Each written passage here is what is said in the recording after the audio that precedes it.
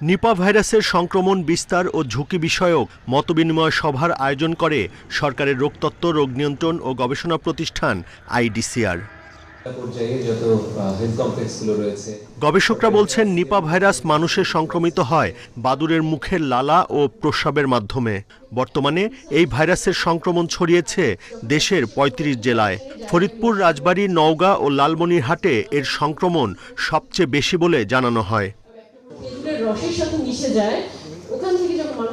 গবেষকরা বলছেন, কেউ সরাসরি খেজুরের রস খেলে ২ থেকে ২৮ দিনের মধ্যে জ্বরসহ মাথা ব্যথা, প্রলাপ বকা, খিঁচুনি সহ রোগী অজ্ঞান হয়ে যায়। তবে সংক্রমিত ব্যক্তির সংস্পর্শে যারা আসবেন তাদেরও সতর্ক থাকার পরামর্শ বিশেষজ্ঞদের।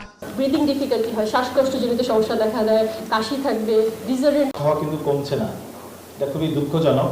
নিপাতে আসলে খুব বেশি বাঁচে না মানুষজন। 72% ফ্যাটালিটি রেট, আনফরচুনেটলি খুব কম মানুষই বাঁচে। নিপা ভাইরাসে আক্রান্ত হয়ে ২০০১ থেকে ২০২৫ পর্যন্ত মোট শনাক্ত হয়েছে ৩৪৭ জন। এর মধ্যে মারা গেছে ২৪৯ জন।